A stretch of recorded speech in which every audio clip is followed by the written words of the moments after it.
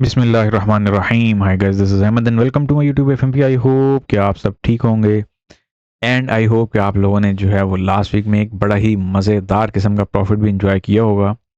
और ये मैं सिर्फ और सिर्फ फ्री प्रॉफिट की बात कर रहा हूँ या फ्री पिप्स की बात कर रहा हूँ जो कि हम लोग यूट्यूब के लाइव सेशंस में गेन करते हैं। सो एज यूजुअल ये है हमारे वीकेंड एनालिसिस।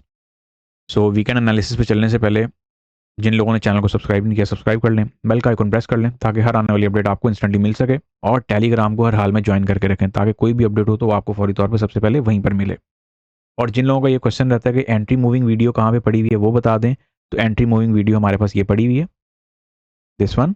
और जिन लोगों का क्वेश्चन ये रहता है कि जो हमारे पास 3080 की वीडियो है वो कहाँ पे पड़ी हुई है या फिर 3080 की वीडियो का लिंक नहीं मिल रहा, तो आप लोग जब स्क्रॉल डाउन करेंगे तो आप लोगों को यहाँ पे ये लिंक मिल जाएगा। ये थंबनेल वाली वीडियो जो है वो आप लोगों ने देखनी है, दिस वन, 3080 की वीडियो। ठीक है, कोई क्वेश्चन वगैरह हो तो आप लोग पूछ सकते हैं।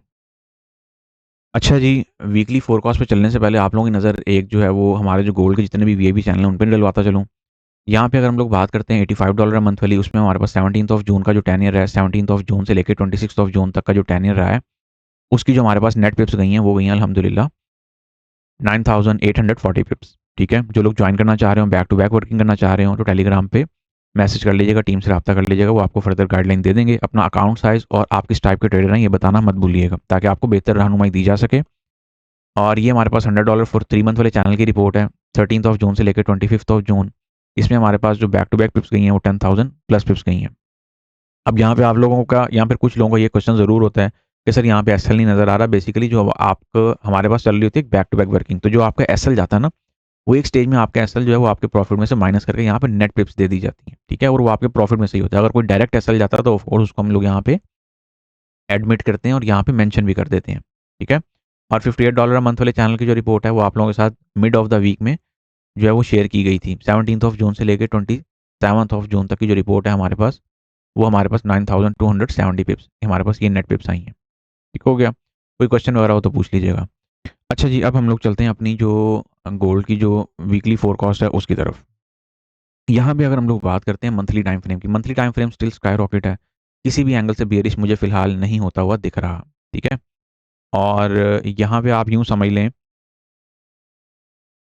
कि जो अब ऐसा अगर सिनेरियो रहे तो अगले जो 2 3 4 महीने हैं उनमें भी हम लोग ये तस्लीम कर सकते हैं कि मार्केट में हमारे पास स्टिल एक रेंज ही है। लेकिन बहुत दूर को बहुत पहले ही जो है वो एक्सपेक्ट कर लेना या फिर एक्सपेक्टेशंस अपनी हाई कर लेना एक चीज़ को माइंड में रख के, आई थिंक ये कोई बहुत बेटर डिसीजन नहीं है। मंथ की टाइम फ्रेम की जो कैंडल है वो हमारे पास अभी जस्ट ओपन हुई है, जस्ट स्टार्ट हुई है, अभी आज 5th ऑफ जुलाई है और अभी पूरा महीना हमारे पास पड़ा है। लेकिन जो लास्ट मंथ की जो कैंडल है वो हमारे पास अगेन डोजी, फिर उसके बाद मतलब जो लास्ट 2 मंथ की जो कैंडल है वो इंडिसियन कैंडल है। एक तो लॉन्ग लेग डोजी आ गई, दूसरी आपके पास जो है वो कुछ ग्रेव स्टोन डोजी टाइप की जो पिक्चर है वो यहाँ पे दिख रही है। लेकिन बहरहाल हम लोग इसको मुख्तसर वर्ड में कहें तो हमारे पास इंडिसियन कैंडल्स हैं। और लॉन्ग लेग डोजी ये जो हमारे पास सेकंड लास्ट मंथ की जो पड़ी हुई है इसका भी लोअर टेस्ट मैं समझता हूँ पेंडिंग भी है। और ऑफ कोर्स मार्केट फॉल भी ले सकती है आने वाले दिनों में। लेकिन बात वही है कि जब तक ये वाली ट्रेंड लाइन का ब्रेकआउट नहीं होता, मार्केट हमारे पास स्टिल एक मोमेंटम में बैठी हुई है, एक बुलिश मूव में बैठी हुई है। और इस मूवमेंट को अब ये मैं मंथ के टाइम फ्रेम के अकॉर्डिंग ये पिक्चर निकाल रहा हूँ, तो इसको माइंड में रखिएगा कि हमारे पास स्ट्रक्चर दो ही जगहों पे पड़े हुए हैं मंथ के टाइम फ्रेम के अकॉर्डिंग। एक हमारे पास ये फ्रैक्टल पॉइंट 2 कैंडल रिट्रेसमेंट, अगर हम लोग लाइन चार्ट पे चले जाएंगे बेसिकली ऑर्डर ब्लॉक और फ्रैक्टल पॉइंट एक ही चीज़ है। 2 कैंडल रिट्रेसमेंट हो गए हैं, फिर आपके फ्रैक्टल पॉइंट हो गए, ये एक ही चीज़ है, कोई बहुत ज़्यादा डिफिकल्ट चीज़ नहीं है, तो इसीलिए इनमें ज़्यादा उलझने की ज़रूरत भी नहीं है। अब यहाँ पे जो मंथ की जो पिक्चर है वो फिलहाल ओवरऑल बुलिश है, इस पर ज़्यादा टाइम नहीं ज़ाया करेंगे। अच्छा, वीकली टाइम फ्रेम की जो हमारे पास पिक्चर बनती है उसमें हमारे पास डाइवर्जेंस का तो राज चल ही रहा है। अब हमें सिर्फ ये देखना है कि मार्केट इस वाली कैंडल को 1 कैंडल रिट्रेसमेंट बना के नीचे जाने के मूड में तो नहीं है, समथिंग लाइक दैट। अब इसमें भी हमारे पास जो स्ट्रक्चर्स हैं वो बैक टू बैक पड़े हुए हैं। इसमें हमारे पास आरबीएस के जो स्ट्रक्चर हैं, जो हम लोग जिसे मास्टर स्ट्रक्चर कंसीडर करते हैं और जो हमारे लिए वैलिड है और जो हमारे लिए मार्केट में बहुत ज़्यादा काम करता है, हम उसकी बात कर रहे हैं। आरएसआई की डाइवर्जेंस पे आप लोगों ने हर हाल में हर एंगल पे नज़र रखनी है, चाहे वो D1 का टाइम फ्रेम हो चाहे वो M1 का टाइम फ्रेम हो। क्योंकि अगर आपको सबसे पहले कहीं पर रिवर्सल मिलेगी तो वो आरएसआई पर ही मिलेगी, जैसे कि हम लोग स्ट्रीम में पकड़ते हैं। स्ट्रीम में आप लोगों को इतने मल्टीपल प्रैक्टिकल्स में करवाता हूँ। और आई होप कि लास्ट वीक की जो यूट्यूब की स्ट्रीम है, जो फ्री की स्ट्रीम है, उसमें भी आप लोगों ने भरपूर रिवॉर्ड बनाया हो, एज वेल एज वीआईपी में तो आप लोग या फिर जो लोग वीआईपी जो यूजर्स हैं वो तो बैक टू बैक वर्किंग करके बना ही रहे हैं। ठीक है, अब यहाँ पे जो पिक्चर है हमारे पास रिमेन बड़ी नॉइजी है। अगर मैं आसान अल्फाज में यहाँ पे बात करता हूँ तो मार्केट जो है यहाँ पे एक बुलिश चैनल में भी मेंटेन होती हुई दिख रही है। ठीक है, अब लेकिन वही बात बात है उसके लिए इसका ब्रेकआउट होना बहुत ज़रूरी है। एक रेंजिंग चैनल भी हमारे पास यहाँ पे बना हुआ है। तो बेसिकली इन शॉर्ट हमारे पास मार्केट जो है वो एक रेंज के मिड में आके स्टक हो गई है। एक रेंज में आकर ना मार्केट यहाँ पे फंसी हुई है और शॉर्टर टर्म के लिए हमारे पास यही रेंज वैलिड है। ऑफ कोर्स इस रेंज का जब ब्रेकआउट होना बहुत जानदार किस्म का ब्रेकआउट होना है और बड़ा पैनिक वाला ब्रेकआउट होगा और फिर वही होगा कि कईयों के अकाउंट तो ये जिन्होंने एसएल नहीं लगाए होंगे वो तो वैसे चले जाएंगे हाथ से। तो यहाँ पे हम लोग चर्चा करते हैं जरा वीकली टाइम फ्रेम पे। वीकली टाइम फ्रेम पे हमारे पास ये ट्रेंड लाइन मेंटेन है, ठीक है। अब ये जो ट्रेंड लाइन मेंटेन है इसके ब्रेकआउट पर ही आप लोगों के पास कुछ आगे की पिक्चर बनेगी। अदरवाइज मार्केट यहीं पे कुछ कंसोलिडेट होगी। एज वेल एज क्लियरली मैं बोलता चलूँ कि हमारे पास जो एटीएच है वो रिमेन हमारा पेंडिंग है। जो ऑल टाइम हाई का टेस्ट है वो भी रिमेन पेंडिंग है, अभी वो फुलफिल नहीं हुआ, ठीक है। तो इस चीज़ को भी माइंड में रखिएगा। डेली के टाइम फ्रेम पे जब हम लोग आते हैं तो डेली के टाइम फ्रेम की पिक्चर थोड़ी सी ज़रा विदाउट चार्टिंग भी डिस्कस कर लेते हैं। अब डेली के टाइम फ्रेम में जो हमारे पास पिक्चर नज़र आ रही है वो पिक्चर कोई आई डोंट थिंक सो कि ये कहना कि बहुत यूनिक पिक्चर है राइट नाउ।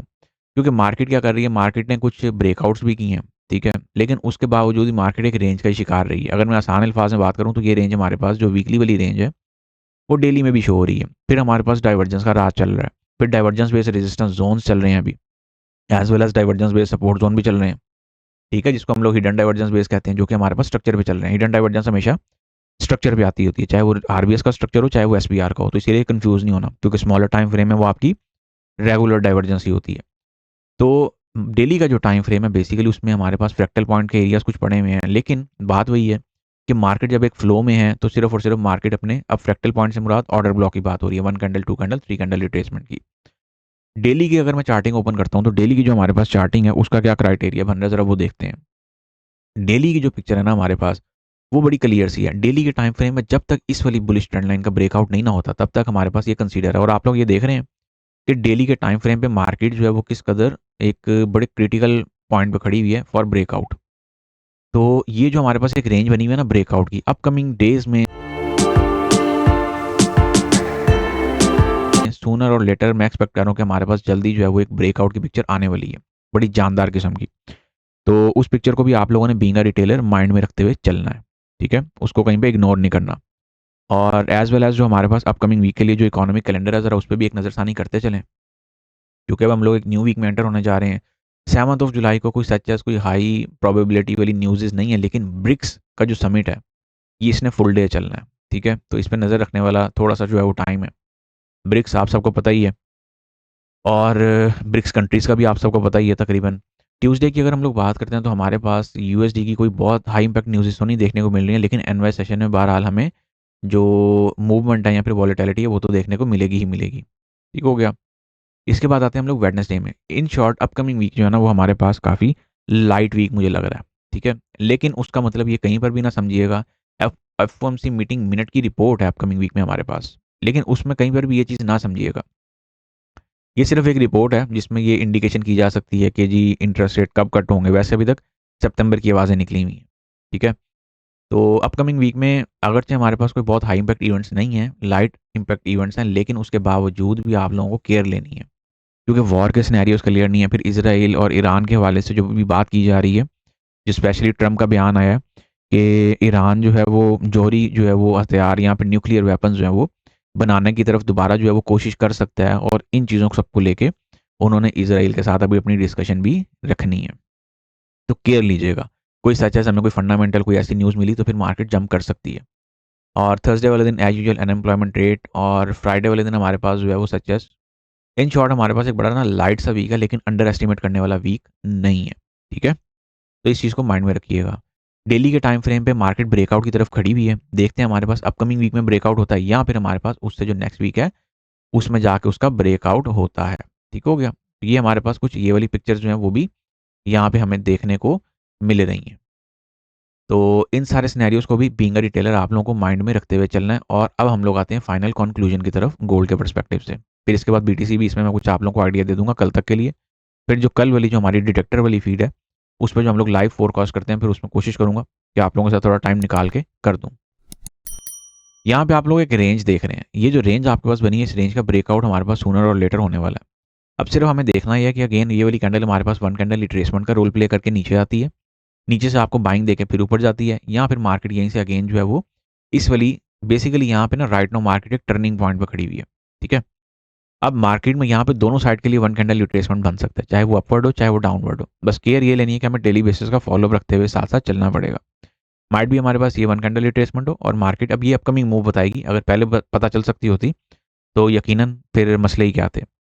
और अगर मार्केट इसका हाई ब्रेक कर जाती है तो फिर हमारे पास कुछ ये वाली पिक्चर बनेगी जो कि हमें लीड करवाएगी कहाँ तक के लिए, 3380, 3440 एंड ऑफ कोर्स ATH की जो पिक्चर है उसकी तरफ। आई होप कि आप लोग मेरा पॉइंट जो है वो गेट कर गए हो। तो डेली के टाइम फ्रेम के अकॉर्डिंग चार्टिंग हमारी बड़ी सिंपल, बड़ी क्लियर सी है। इसके बाद आते हैं जी H4 के टाइम फ्रेम पे। H4 के टाइम फ्रेम पे अल्हम्दुलिल्लाह आप लोगों को लास्ट एक वीकली पिक्चर दी थी, एक वीकली बेसिस पे एक PNL दिया था, वीकली फोरकास्ट की एंट्री।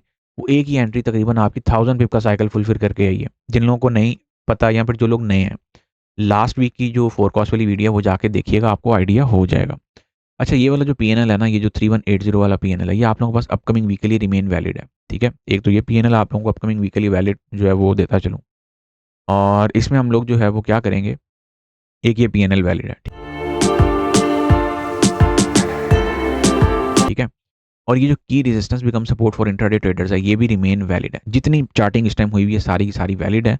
सिर्फ ये क्या है कि हम लोग उसको रीन्यू कर रहे हैं। ठीक है, तो इसको अच्छे से समझ लीजिएगा ताकि आप लोगों ने जब एंट्री लेनी हो तो मार्केट डिस्टर्ब ना करे। ठीक है, अब यहाँ पे आप लोगों के पास एक जो स्ट्रक्चर बढ़ा हुआ है, स्ट्रक्चरल एरिया, अब वही बात है, इससे नीचे फिर आप लोग ये एक्सपेक्ट कर सकते हैं ये वाली मूव कुछ यहाँ तक जो कि आपकी बनेगी 3180 के अराउंड। ठीक है जी, ये कुछ पिक्चर बनेगी। अच्छा, अब यहाँ पे जो पिक्चर है ये तो हमारे पास हो गई है लास्ट वीक की पिक्चर। ठीक है, इसको ज़रा यहाँ पे रश थोड़ा सा ज़रा कम कर देते हैं, ये वाला PNL लगा रहने देते हैं। एक आप लोगों को जो अपकमिंग वीक के लिए जो मैं PNL दूंगा, ऑफ कोर्स बाय लिमिट की बात हो रही है, तो मैं अगेन यही वाला ही दूंगा या फिर इसके इसके आसपास, क्योंकि लास्ट वीक में मार्केट ने यहाँ पे लिक्विडिटी आपकी बड़ी ज़बरदस्त किस्म की जो है ना वो स्वीप की, हंट की, एसएल हंटिंग की और फिर मार्केट ऊपर लेके गए।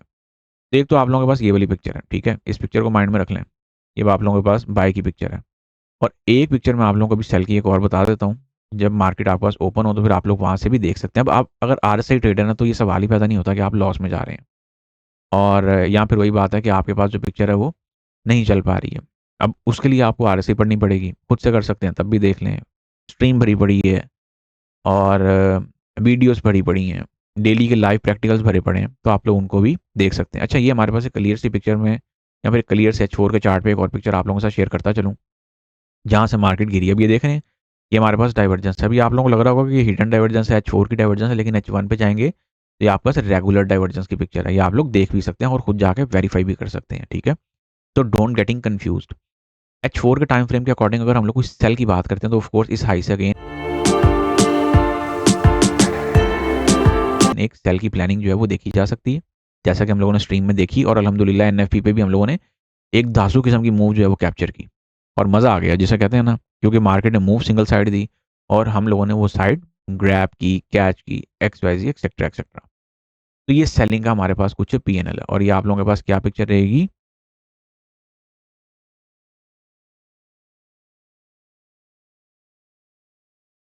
RSI डाइवर्जेंस यहाँ पे बैठी हुई है, तो इस चीज़ को माइंड में रखिएगा। अब आप लोग यहाँ से भी अपनी प्लानिंग कर सकते हैं। अच्छा जी, गोल्ड में हमारे लिए यहाँ पर हमारे पास सिर्फ और सिर्फ इतनी पिक्चर है, बाकी स्मॉलर टाइम फ्रेम जब मार्केट ओपन होगी तब की तब देख लेंगे। स्मॉलर टाइम फ्रेम में मार्केट एक रेंज का शिकार हुई भी है, इस रेंज के ब्रेकआउट पे हमें कुछ देखना है। यहाँ पर SPR हमारे पास ये पड़ा हुआ है जहाँ पे मार्केट टैप करके तो ऊपर चली गई। अब ये भी आपके पास M30 की पिक्चर है जो कि इंटरडे के लिए हम लोग यूज़ करते हैं।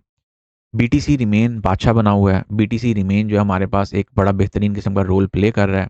जिन लोगों को डाइवर्जेंस आती है ये सवाल ही पैदा नहीं होता कि वो लोग मार खा रहे हो, ये आप लोगों के सामने ही है। ये देखें, मार्केट आपकी H1 के टाइम फ्रेम पे कहाँ से उठी है, डाइवर्जेंस पे उठी है। अब डाइवर्जेंस ट्रेडर बस यही है, उसने यही चीज़ नज़र रखनी होती है कि मार्केट में किस घंटे में क्या काम हो रहा है। तो बेसिकली अब डाइवर्जेंस की एंट्री चूंकि हम लोग मार्केट में उस टाइम पे अवेलेबल नहीं थे तो हमारे हाथ से निकल गई है। अगेन अगर मार्केट इस एरिया पे आती है तो मैं आप लोगों को एक यहाँ से एक बाय की एंट्री एडवाइस करूंगा, but remember trade always at your own risk. ठीक है जी, इन चीज़ों को माइंड में रखते हुए चलिएगा, बराए मेहरबानी। ठीक हो गया, ये हमारे पास इसका कुछ BTC का जो क्राइटेरिया वो रहेगा। As well as US oil आप लोगों को बताया था, US ऑयल स्काई रॉकेट अल्हम्दुलिल्लाह, जहाँ से हम लोगों ने पिन पॉइंट एंट्री पकड़ी थी TP1 तो एटलीस्ट जो है वो 280 पिप का निकाल ली है। बाकी को ब्रेक इवन कर दें और री एंट्री के लिए भी आप लोगों के पास यही सिनेरियो वैलिड है। बाकी जो इसमें थोड़ी सी जो डिटेल कॉन्वर्सेशन है उसको इंशाल्लाह जो कल डिटेक्टर वाली जो लाइव फीड होगी, एनालिसिस फीड, उसमें जाके करेंगे। लें जी, see you on Monday live stream. Until then take care of yourself, have a lovely weekend to all of you once again. Goodbye, take care, फी अमान अल्लाह, अल्लाह हाफिज़।